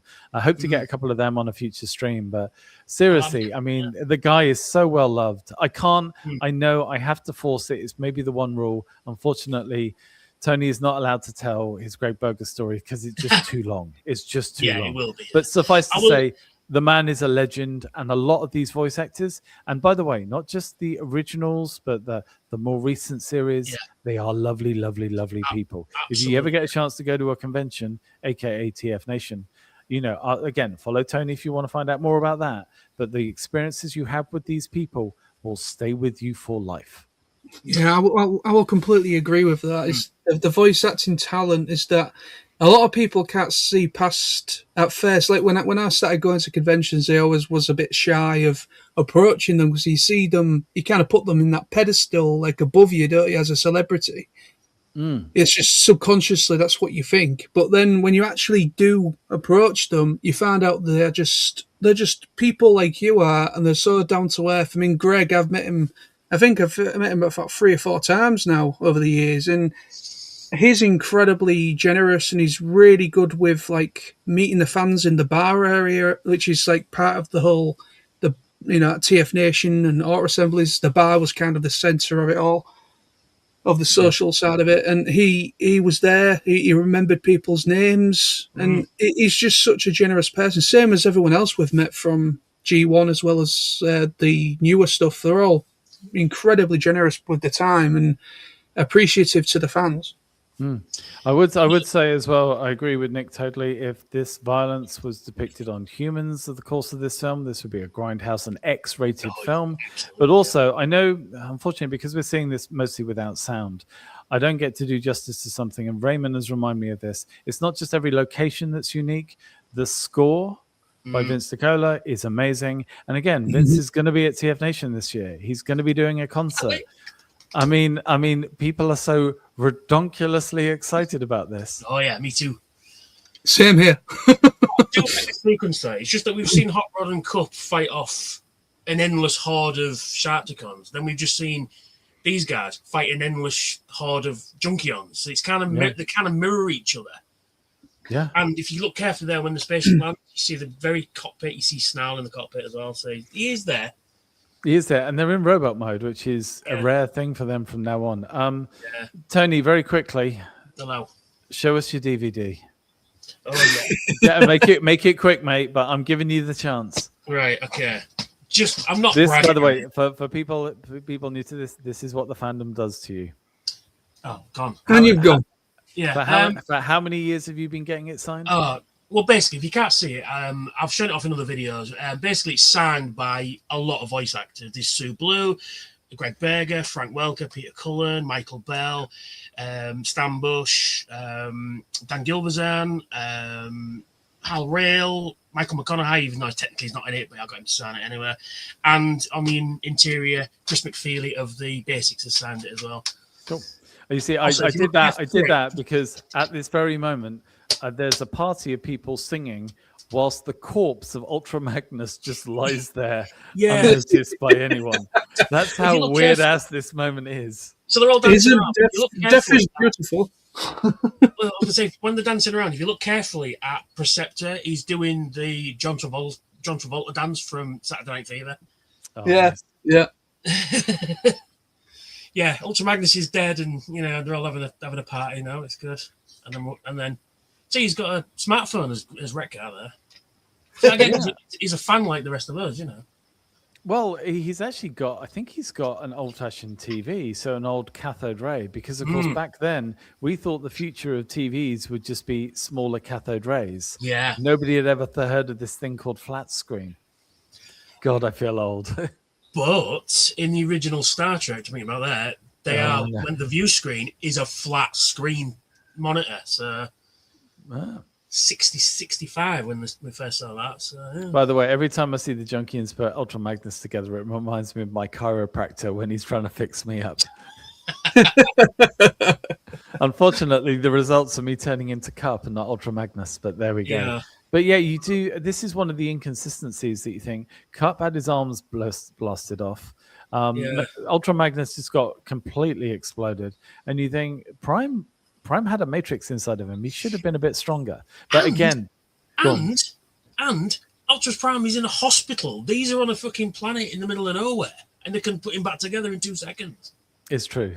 Yeah. There's them in hours, I was saying earlier. It's the power of belief. Yeah. Oh, yeah. I kind of see with that when they revive Magnus, I have to say this, I kind of get Frankenstein's monster vibes. Yeah. Kind of like, he lives. When he sits up, it's kind of like... Alive. I'm surprised the pop culture references. Yeah. But if you look carefully, though, as he's been revived, his eyes slightly glow when he's been revived. Yeah, Again, they could have done all sorts of weird and wonderful things with that idea. And probably if the comics were sort of more aligned to the movie, they would have done. But Well, because back in the day, I mean, the cartoon and the comics were obviously very different from each other. And because back in those days, communication wasn't as easy as it is now. And also, Sunbow Marvel Productions didn't really get on with the comics division. So they did their own thing, and they might have borrowed elements here and there, but they really did their own thing. Now, I love this sequence of Unicron transforming. It's the scale, isn't it? It's just so much bigger than you've seen before. And unfortunately, although it took time, eventually toy makers managed to get that scale of grandeur into a toy which is the most impractical thing to display that you've ever seen. I've never seen so many people go, I bought the really expensive Unicron. And then where is it? It's in a really expensive box. Yeah, where's he going to live? Yeah. This transformation scene gives me such Gundam-esque kind of vibes as well, because of like you see the intricacy of every gear, everything. Because like if you've ever been familiar with the Gundam anime stuff, it's like you see like if one of them transforms or any sort of the mecha stuff of Japan, it's like you see like all the intricacy of every gear going together, everything meshing together. You can see why that they got Toei working on behind the scenes of this, because it's kind of like West meets Japanese hybrid kind of thing. And this is as well, John, you actually touched on a really good point. This is a time as well where we still didn't really fully appreciate the scale, the majesty of what a lot of people were coming out with in terms of manga, in terms of the Far Eastern animation. We didn't, when we did get them, they were bastardized versions like Battle of the Planets. It would take a long time. So now, funnily enough, modern audiences seeing this will have a greater appreciation because they'll recognize those stylistic traits. Yeah, I agree with what you say, because the precursor of what really kind of brought Japanese media to the mainstream was things like Ghost in the Shell, Akira, things like that really kind of, because I remember Akira received 2 dubs. There's actually 2 official dubs for that, which actually give a completely different narrative once you watch them back to back. I did that once, and don't do it because it makes your brain fry even more. Yeah. But yeah, it's just like the precursor was definitely, I'd say, the 90s was when like a lot of independent recording studios were kind of like doing English adaptations or dubs for Japanese media, and it wasn't really until like Toonami, Adult Swim, things like that really kind of like brought like the TV shows like Dragon Ball Z and things like that. And Gundam Wing made its debut in the UK and America. Well, like you say, I mean, back in the day, you could get these things if you knew where to look. Like, if you knew the guy down the comic shop who could probably get hold of a bootleg of some of this stuff. Yeah, right. You couldn't. You couldn't see it, but you go to a place like HMV now. There's a whole section of anime stuff, isn't there now? Yeah, that's the beautiful thing of seeing how it's developed, because it was incredibly a niche thing. It was niche within a niche. Like you had to really know somebody. You had to really know somebody or be really into it in order to know where to actually get it, in order to watch it. And a lot of stuff was only released like 1 or 2 episodes on a VHS. Yeah, which cost well. like £30 or something like that. Wasn't it? Yeah, it was really expensive stuff at the time. Oh, I like this sequence. You see the Matrix glow, and you can just see Galvatron's eyes glow as well. One thing that Furman actually built on this, and it's almost become it has become the defining trait of Galvatron, is that he, from the very moment he was created, he is mentally warring with his creator for control. And although it wasn't shown at the time, he's basically going mad, which is why by the time you see him after this film, he's gone batshit crazy. And it just became this defining thing that he was mentally unstable. And you can kind of understand, because he literally, one moment he's talking about allying himself with the Autobot, with teaming up. And you think, God, if he turned around and actually helped beat Unicron, I do wonder what would have happened. It would have been a great ending. But he's unfortunately, and it's like, Unicron, why did you actually chuck him down there? In the comic, he ate him as a starter. Yeah. But it's almost like he sort of just chucked him in there to just keep him contained whilst he gets on with other stuff. No, I love this sequence. Just shows you how hard the Dinobots are. They're the only ones to put damage past Unicron. It's like the Hulk in Ragnarok, isn't it? Yeah. It's like, stop going after the big guy. Just calm down. And they're like, no. But I like the fact they literally kick his ass. It's amazing. Quite literally. Literally kick his ass. Oh, John. Unprofessional. Banned from that. Terrible. 15 demerits for John there. I Again, haven't this- even mentioned, by the way, Springer. Springer almost had the personality that I feel should have gone to Hot Rod. He was like the hero. I mean, a lot of him was on sort of modeled on Arnie and action heroes of his time, and you can tell that. But he definitely was the sort of character that, if it wasn't for the fact that he was just so far down the bill, he could have been the lead. Yeah. I think at one stage in the early scripting, not like I said, we're not going to go into the script too much, but I think he was going to be a main, a bit more of a main character rather than the character he ended up being. I mean, don't get me wrong, I like Spring, especially in season 3. He gets really good stuff. And again, Wreckers in the comics is fantastic. Oh God, yeah. And again, more deaths. These two that die here, it's fucking terrifying. Just drop in acid and then melt away. Well, this is where, I mean, again, anyone look up the smelting pool and look at the stuff that goes on there in the comics. Scrounger. It's Scrounger, yeah. It's really sad stuff, and the perfect example of a small comic that tells a great story in a very small period of time. So yeah, it's really, really interesting. But it shows as well, you can put elements of, let's face it, horror into a kid's movie. Oh yeah, a movie that only got a PG rating because of one swear word, and yet there was the very real chance that this human was about to get melted. I mean, look at things like Watership Down, and you think, oh well, it's a film about rabbits that you show your kids, and that's brutal as hell. Oh, let's face it, though, the 80s, I mean, Never-Ending Story, Return to Oz, Superman 3. I mean, trust me, if you were a kid in the 80s, you got tough pretty quickly. And that was just watching the films that your family thought you were able to see, let alone the other stuff like Terminator that was coming out. Yeah.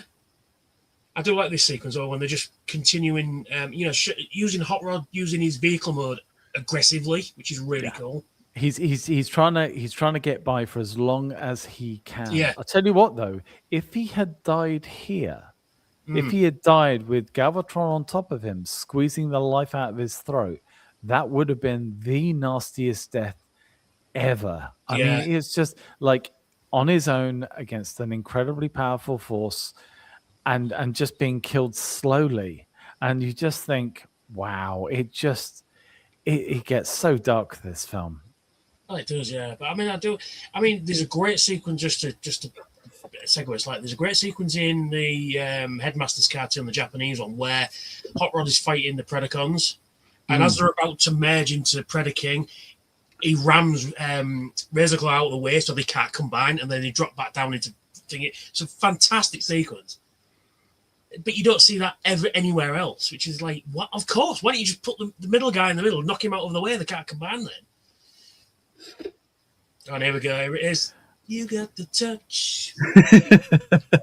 You couldn't help it, could you? You just couldn't help it. No, I couldn't. I resisted earlier, but I thought, no, I've got to do it now. And just for those who don't know, this song was actually written for the Stallone film Cobra. Yeah, it was. Yeah. I kind of want to ask you both this, but I'm going to throw it out to Knowlesy first. Mm-hmm. So one of the joys of TF Nation is that it tries to get in unexpected guests. A couple of years ago, it got in the legend Stan Bush to do a concert. What was it like listening to this live? Oh man, it was otherworldly. Let's just put it that way. You had to be there to really experience it. It was just seeing Stan Bush on stage performing his songs, and also some other songs from other films he's done as well. It was just incredible. It was absolutely incredible. I mean, I spoke to Billy, the guy who organises it. Don't mention his name. No. But yeah, let's just put it this way. It was just an incredible experience being in that room with other fans as well, and everyone's singing along.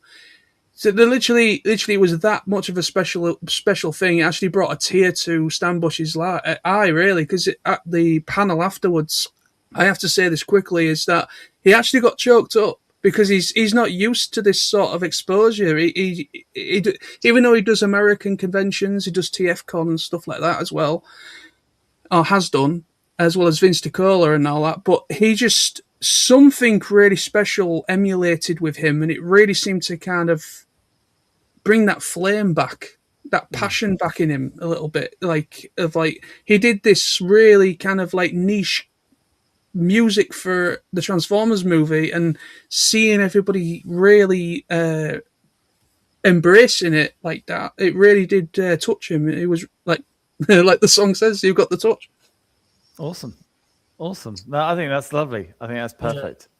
Well, just to reiterate what John said, it was just a fantastic experience to see the man who'd written a song from a film that you've been watching since you were a kid. To put it into words is quite difficult. I mean, I never thought in a million years that when I first saw this film, I'd meet the guy who wrote that song. Never, let alone all the voice actors, but the guy who wrote that song, and then to actually meet him, to shake his hand and say thank you for doing this movie, is like what John said. It humbled him a lot. He was not prepared for it all, and especially when we all thanked him at the end, we were like the most polite sort of crowd. They're all clapping, thank you very much. And then he came out and did it. Did he do the touch 3 times as well? Yeah, literally, they had a set list.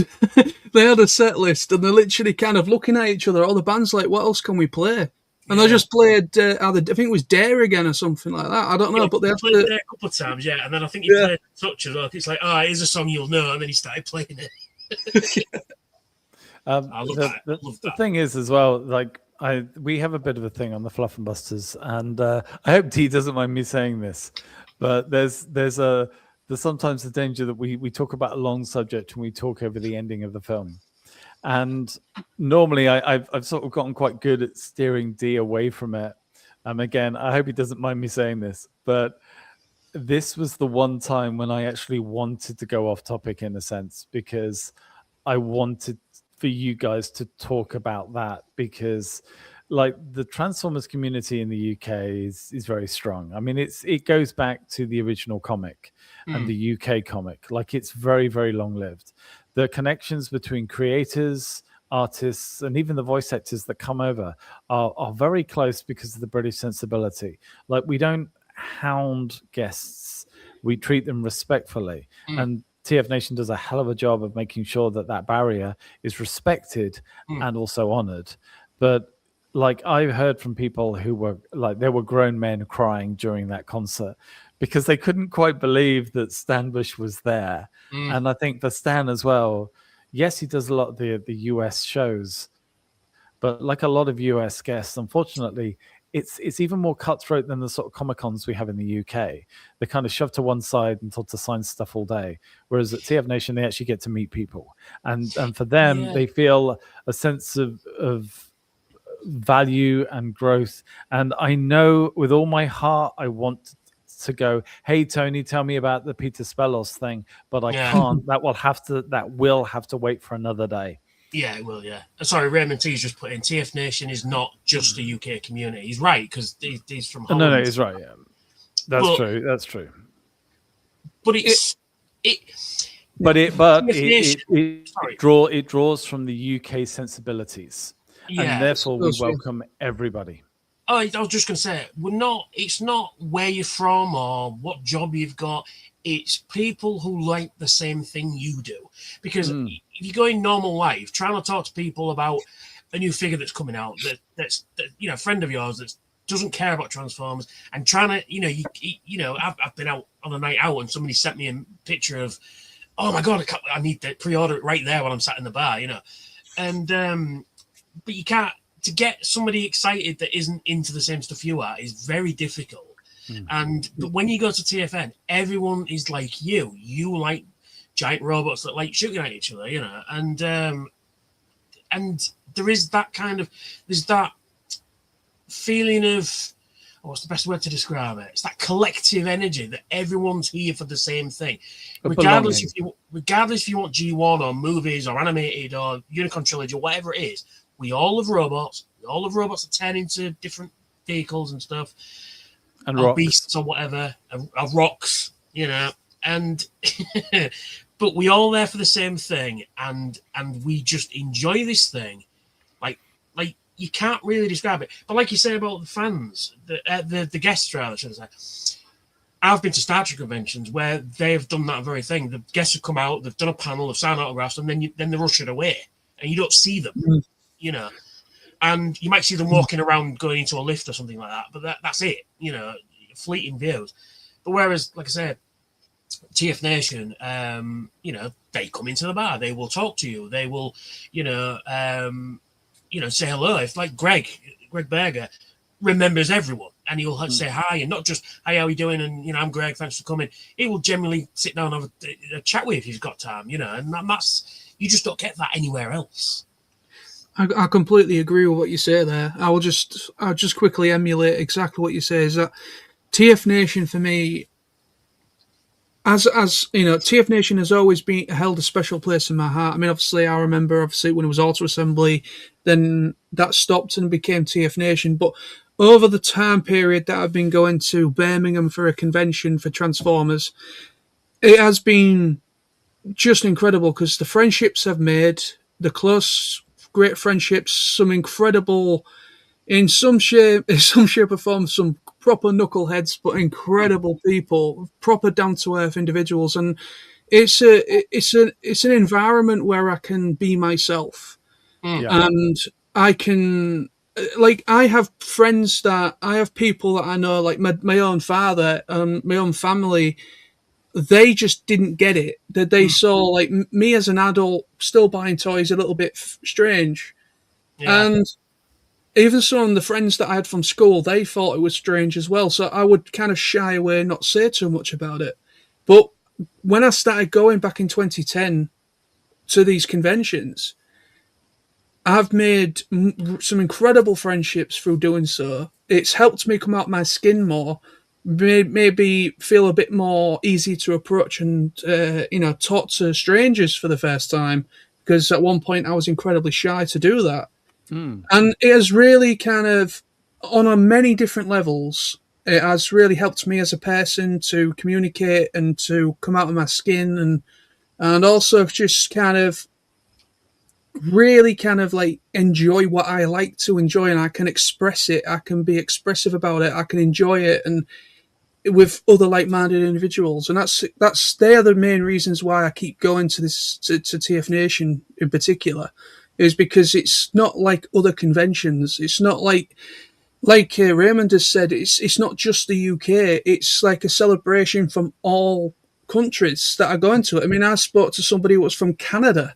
I've spoken to people from Poland. I've spoken to people from as you know, from Germany and all sorts. Yeah, it's become international. It has become an international event, and it's drawing attention from all over the globe, and to the point where they're now having to advertise the whole ETA card thing. That's how much it's becoming a thing. Well, the thing as well is whereas we in the UK have done, you know, we've all done videos, we've done questions, we've done, you know, what we're looking forward to and all that sort of stuff, and videos, and then coming home going, right, this is what happened, I bought this, that, and the other thing. For TFCon, they didn't do any of that. They'd get, we're going to TFCon today. You'd get an image of them driving down the road, and then we're at TFCon. Walk around TFCon, see a few tables, and that was TFCon, and that'd be it. You know. But they are starting to do that. They are starting to do what we do. They are starting to hang out in the bar and do videos and just, you know, and it's lovely to see. It's nice to see that, you know, not that we're, you know, we started it first or anything like that, but it's nice to see that they're starting to do what we do as well and embrace the fandom. It's not just because I've been to Star Trek conventions where I've seen guys and girls turn up, go around the dealer's room, go get their autographs, don't even say please or thank you, and then, you know, and then go home, you know, and that's it. They don't speak to anybody, they don't interact with anybody. Whereas at TF Nation, even if you've been for the first time, you will know somebody because you've either watched a video or you've, you know, got involved, or you've gone on the various Facebook groups or whatever, and you've met people before you've met them, and then you've met them in real life and become best friends, you know? Which doesn't happen anywhere else, I think, quite honestly. Well, that's what I mean as well. That's what I mean by when I say the British community, because the British community, and this is it, they have this way about it.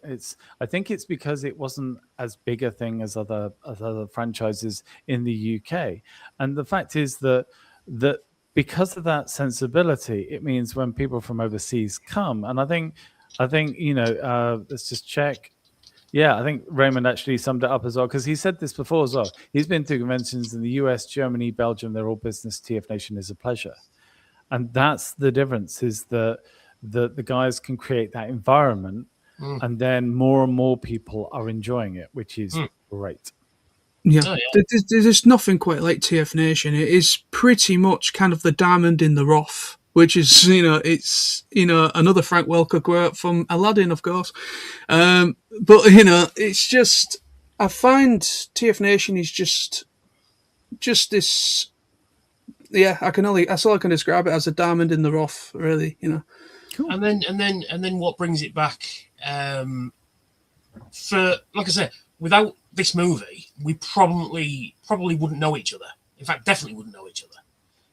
Without the show, we wouldn't know each other. Without the comics, and without, let's shout out to Bob Budiansky, without him, none of us would know each other.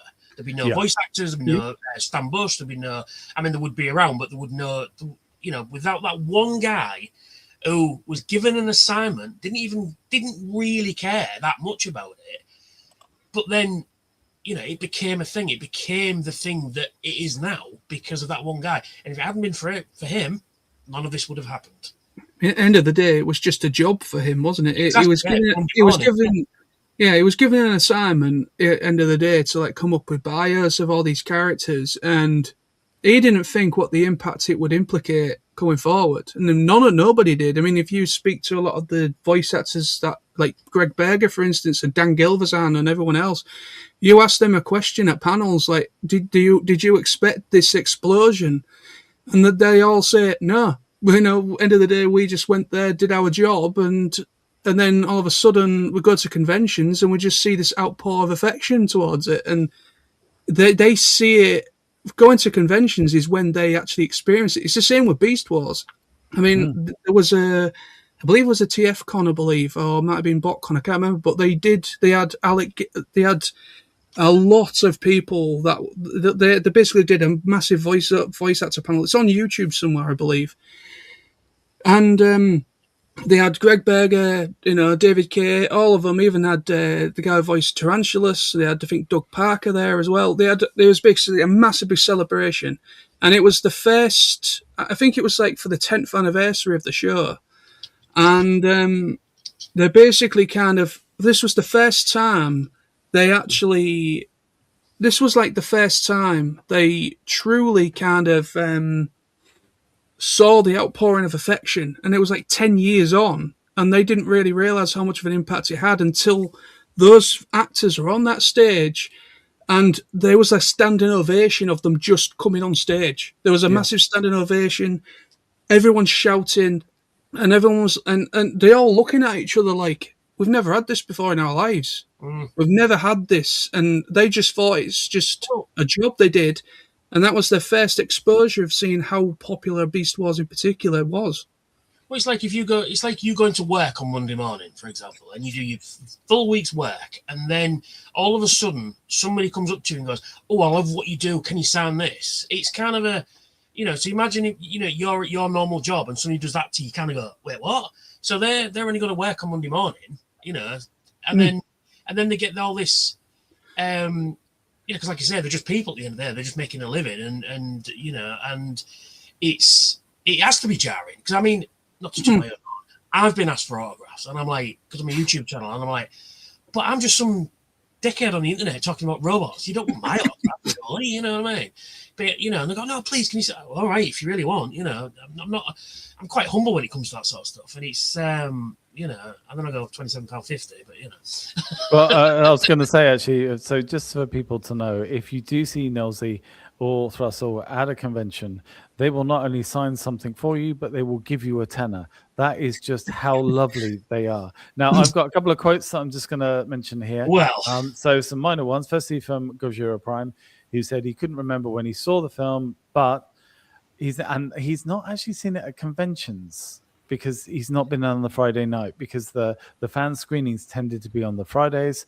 Though I get the feeling more and more people will be seeing these screenings. But he was very much looking forward to the concert this year. But I had to say this, because this is from our good friend Sammy. He said, of anything I'm looking forward to more this year at TFN, it's the Vince DiCola concert. His music is the foundation that this film is built upon, and without it, I really wouldn't feel the same.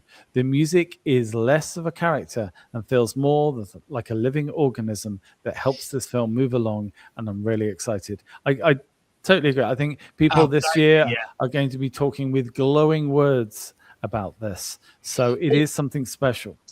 Yeah, because it's a very unique.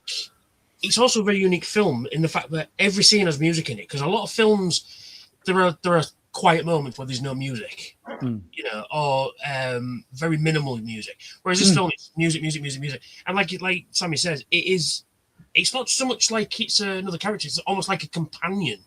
You know, it's like this is bad. These are good guys. This is bad. You know, and like what music should do, it should emphasize what you're watching. Because I mean, you know, you change the music around, it changes the whole film. Yeah, You know? I mean, I'm a huge fan of music in general. Anyways, I always have been, and I find, like Sammy says, it's a great thing. Like he just said that, because when they get it right, when the score and the music and everything, the composition of the music, when it works, and it helps to really drive home what's going on in that scene or sequence. And like with Transformers the movie, for instance, all of those scenes are the most iconic scenes, are backed by either sung by Stan Bush or Spectre General or what have you, or Weird Al. You know, they emphasize what's going on in that scene so well, and that's why I think Transformers the movie in particular is so impactful. And not just that, but Vince DiCola's score as well of certain scenes, like, you know, Battle for Autobot City and so on. It's just iconic. That's all I can say. It's just iconic, and I cannot wait to see him live. It's going to be great. Now, I'm going to jump in here, and I'm going to be kind of tough here, because I'm going to say we're going to come to the end of this stream. Now, the reason I say that is because a couple of reasons. One, once the movie's done, we move into almost our TF Nation mode, and that means now we can talk for hours. But the thing is that if you're liking this, if you're sat here right now and going, I really like this. Can you just talk about some more stuff? Can you talk about, well, what about this? Well, you didn't mention this character. What about this? We could talk about this for hours. You could do. You know what? Get involved with the community, and you'll be able to do that. You notice, by the way, at no point either of my guests have gone, oh, if you don't like that, you're wrong. If you don't like this character best, you're wrong. No, they don't give a crap. As long as you're a fan, as long as you like it, it doesn't matter if you don't know stuff or a name, or nobody cares about that. It doesn't matter if you're a new fan or an old fan. If you watched the animated movie once and not seen it for 30 years, if you've just seen the latest thing on YouTube, I mean, like my good friend Adam Nicole, i.e. Grufflock, his kid is getting into the Transformers stuff on YouTube. He loves it, absolutely loves it. Good for him, great. But if you want more of this, then subscribe to these two guys and just have a look at the TF Nation site, okay? Because I don't want to keep going on, but all of this and all this discussion in this kind of relaxed environment, this is the bar at TF Nation. This is us three. But just imagine a table full of Transformer toys and a hell of a lot of overpriced alcohol. Now, with that said, Tony, where can we find you online? Well, just look for Soundwave SG1 on everything, basically. You know, YouTube, X. I have a gaming channel now as well, so it's Soundwave SG1 Versus. And then I've got so basically look for on all the socials. All my links will be in the description anyway. So yeah, just basically Soundwave SG1 anywhere, and you'll find my boat race. Cool, Mr. Knowlesy. Well, I am on TikTok, Instagram, Bluesky, and Threads, all under TFKnowlesy. So, and also I'm on YouTube as well under TFKnowlesy. So, yeah, just search TFKnowlesy in any of those, and you will hopefully find me. All being well.